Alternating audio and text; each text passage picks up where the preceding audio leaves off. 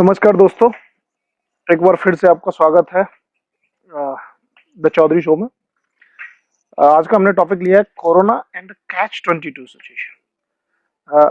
Catch 22, what is this actually? आज की जो सिचुएशन है, अ, कोरोना से हमारी एक तरफ लड़ाई, दूसरी तरफ हमारी लड़ाई इकोनॉमिक्स के साथ, इकोनॉमी के साथ, लाइवलीहुड के साथ। तो ये जो सिचुएशन है कि हमको क्या प्रेफर करना है, क्या किधर जाना है, हमको कोरोना से लगातार लड़ते रहना है जिस कंडीशन से जिस तरह से हम लड़ रहे थे, या फिर हमको इकोनॉमी भी संभालनी है। तो ये एक वर्ड है, द कैच 22। ये एक नॉवलिस्ट थे, जोसेफ हेलर, जिन्होंने 1962 में कुछ एक नॉवल लिखा था, वहां से इस वर्ड की ओरिजिन हुई। तो ये आप ऐसे समझ लीजिए, जैसे कि आपको जॉब करने के लिए एक्सपीरियंस चाहिए, और एक्सपीरियंस तब आएगा जब आपको जॉब मिलेगी। तो this is called very very critical situation, जहाँ पे वेरी डिफिकल्ट सिचुएशन, जहाँ पे उसका आंसर जो है बहुत डिफिकल्ट होता है। अनदर एग्जांपल मैं आपको अगर दूं एकदम देसी भाषा में, तो ये ऐसे है जैसे कि एक तरफ कुआं और एक तरफ खाई। अब वो कुआं और खाई क्या है? आज की तारीख में कुआं कोरोना है और खाई हमारी इकोनॉमी है। अगर हम लगातार लॉकडाउन में रहते हैं, जैसा आज से जो भी कंडीशंस चल रही थी, लॉकडाउन 1 2 3, तो हमारी इकोनॉमी एकदम स्टैंड स्टाइल मोड पे आ जाती है। नतीजा ये होता है कि हमारे लाइवलीहुड पर फर्क पड़ता है। और अगर हम लाइवलीहुड को बचाने जाते हैं, इकोनॉमी को बचाने जाते हैं, तो कोरोना से मारे जाते हैं। तो व्हाट टू डू इस कंडीशंस में? जनरली लोग क्या करते हैं और क्या करना चाहिए? तो this is all about the balance. मुझे ऐसा लगता है हर किसी को, मतलब इसका सॉल्यूशन किसी के पास है नहीं, ना सरकार के पास है, ना हमारे पास है, ना किसी और के पास है। ये देखने वाली चीज है कि हमको कितना बैलेंस हम बना सकते हैं, हमको कितना लाइवलीहुड चाहिए, और सेम टाइम पे हमको कोरोना से भी बचना है। तो हम उतना ही निकलेंगे, उतना ही एक्टिविटीज करेंगे। It's individual choice. दूसरा जो है, इस चॉइस को कहीं ना कहीं कैरी ऑन करने के लिए अभी जैसे गवर्नमेंट को भी समझ में आ गया है कि हमको लाइवलीहुड बचाने के लिए ये कोरोना के साथ जीना पड़ेगा, कोरोना के साथ चलना पड़ेगा। तो this is the game of perception. एक और जो मुझे एक और जो आज की तारीख में चीज समझ में आती है कि परसेप्शन परसेप्शन कैसे चेंज होता है। जब आज से 2 महीने पहले जब 100 केसेस थे रोजाना, 20 30 50 केसेस निकलते थे, तो हम हर कोई एकदम बहुत सरप्राइज था कि ये क्या हो रहा है, 50 केसेस आ गए, 100 केसेस आ गए। लेकिन आज की तारीख में 5,000 6,000 केसेस आ रहे हैं, और कहीं ना कहीं हमारा परसेप्शन जो है डाउन हो गया है। अभी हम लोग घर से निकलने लगे हैं, अपने काम करने लगे हैं, नंबर्स पर बहुत ज्यादा ध्यान नहीं दे रहे हैं। तो ये वो वाली चीज है, जैसे हमारे एक दोस्त गुजरात से हैं, मैं उनसे कुछ दिन पहले बात कर रहा था, तो उनका जो यूपी के बारे में परसेप्शन जाता है वो ऐसे है कि आप कैसे जीते हो, मतलब वो थोड़ा सा टेरिफाइंग इन्वायरमेंट होता है। यूपी का परसेप्शन ऐसा है।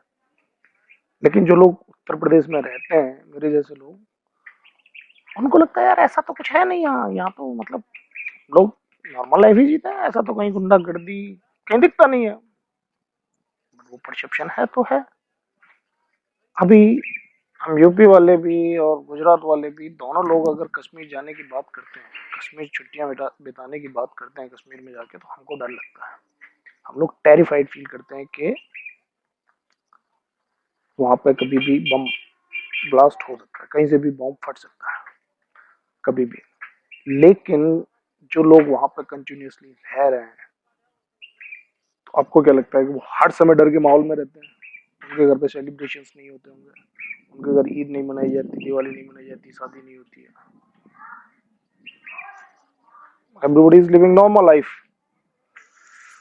तो ये परसेप्शन की जो थ्योरी है, इसको मैं ऐसे समझता हूं कि आपका मेंटल लेवल इन सारी चीजों को एडजस्ट कर लेता है कि ओके, अभी ये सब है, एक आध बम कहीं फटेगा, फॉर एग्जांपल कश्मीर के पर्सपेक्टिव में, एक आध कभी कहीं कोई बम फटेगा, ठीक है, फाइन।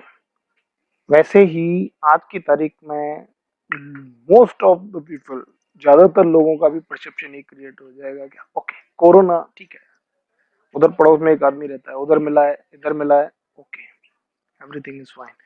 अभी इन सब चीजों को एक और वर्ड निकल के आता है, जो गवर्नमेंट और कुछ एजेंसीज ये सब फाइंड आउट करने की कोशिश करती है कि हम लोग हार्ड इम्यूनिटी की तरफ जा रहे हैं। हार्ड इम्यूनिटी, पहली बार ये हार्ड जो वर्ड है मुझे पॉजिटिव सेंस में सुनाई दे रहा है। अदरवाइज हार्ड वर्ड जहां भी आता है, hard mentality, hard mentality is like एक के पीछे सब चल देना, जो कि एक थोड़ा सा नेगेटिव सेंस में लिया जाता है। लेकिन पहली बार यहाँ पे इस कॉन्टेक्स्ट में ये जो वर्ड यूज हो रहा है, ये हार्ड इम्यूनिटी, वो ठीक है, सब जा रहे हैं, सबको होगा, कुछ नहीं हो रहा है, हमको प्रिकॉशन लेना है, हमको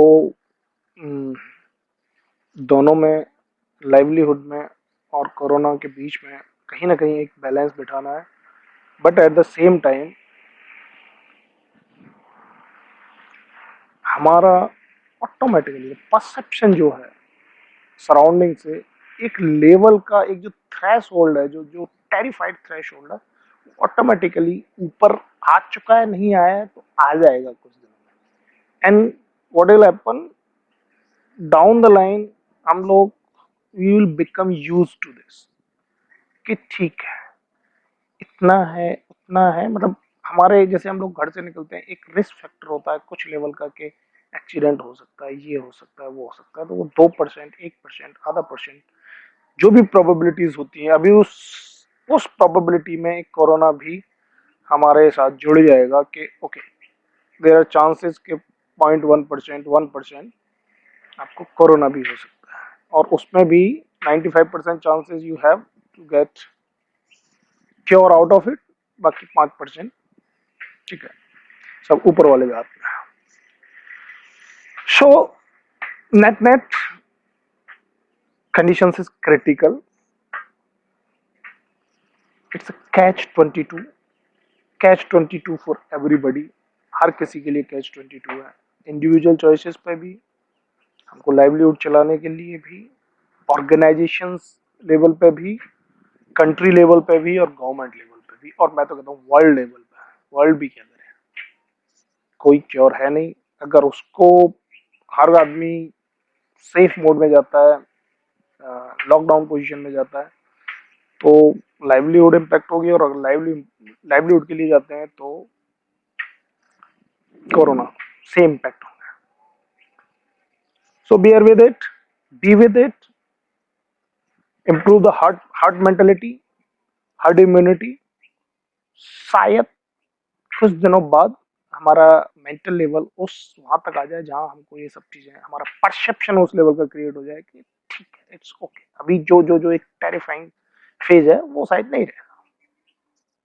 that's the only way of it.